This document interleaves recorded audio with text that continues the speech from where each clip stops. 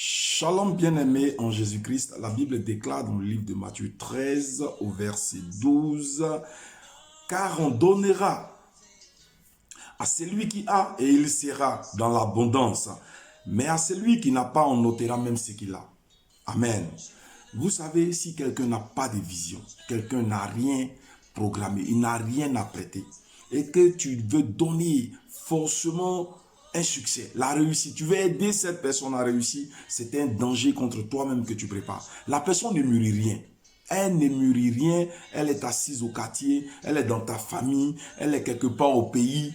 Tu veux forcément que cette personne réussisse. Non, je t'envoie l'argent, on va faire tel truc, on va faire... La personne n'est pas dans cette vision. C'est toi qui as porté cette grossesse, cette vision, cette révélation. Tu l'as dans tes tripes. Et tu appelles cette personne à venir participer avec toi. Mais tu es en train de mal faire parce que tu n'as pas utilisé la bonne manière. Cette personne n'aspire à rien. Cette personne ne t'a pas fait des propositions. Cette personne ne t'a pas amené un business plan. Cette personne n'a rien dans sa main. Et à cette personne qui n'a rien, on retirera même ce qu'elle croit avoir. Je te prie, bien-aimé, avant de faire affaire avec une tierce personne, que ce soit ton frère, ta soeur, ton ami, ton cousin, ton proche, ne donne pas parce que tu as eu la vision. Tu penses qu'elle va incarner automatiquement l'idéologie que tu as eu, le rêve que tu as. C'est un danger, ça nous arrive fréquemment. Pour les personnes qui sont en Occident. Et regardez, les hommes qui sont riches, qui sont au pays, la majeure partie de ces personnes sont des gens qui ont parcouru des kilomètres pour aller à l'école. Elles ont appris sur le tas, elles sont allées, elles ont forcé le succès. Aujourd'hui, elles ont réussi, elles sont riches, elles sont dans les grandes villes, dans les grandes capitales, elles ont des villages, des entreprises. Regardez leurs enfants, ils croisent les pieds, ils sont à la maison, la servante, oui, amène-moi ça, oui, amène-moi ceci, oui, donne-moi, tu n'as pas nettoyé, on va venir préparer. Mais nous, là, on a marché 2 kilomètres de Godé-Lilier et de Lokidou, aller à Pépézo, aller à l'école. De Pépézo, à midi, on vient à la maison. Et à 14 h, on retourne à l'école. Et à 17 h, on revient encore 2 kilomètres. On marche nu-pied sur la terre rouge, les latérites. On a souffert. Nous, là, quand on a mûri la chose, on a envie de réussir. Et beaucoup n'ont pas la vision. Beaucoup n'ont rien. Et toi, tu prends ta souffrance. Tu donnes à ceux-là. Ils te foulent ça au pied. Quelqu'un qui a déjà tout préparé, qui a une vision. Quand tu donnes un grain de maïs, il en fait une plantation de maïs. Il en fait une plantation de maïs.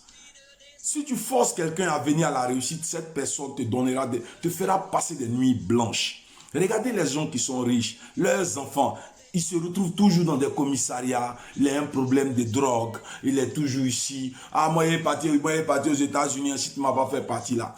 Ah, moi, il est plus à l'école, il va aller aux États-Unis. Et le monsieur, tellement qu'il se sent agacé à cause de sa réputation. Il y a son nom, il y a son entreprise. Il est devenu aujourd'hui une marque reconnue. Et pour ne pas se faire blâmer, mais être la risée de son entourage, il se débarrasse de son enfant, croyant bien se débarrasser de l'enfant. Il l'envoie aux États-Unis, au Canada. Ils arrivent là-bas, ils deviennent de grands drogués. Ils vivent la vie en raccourci. Ils n'aiment pas les efforts. Il y a beaucoup de personnalités, leurs enfants meurent comme ça partout. Ils ne peuvent pas, c'est une honte. Les enfants deviennent de véritables drogués. C'est une honte.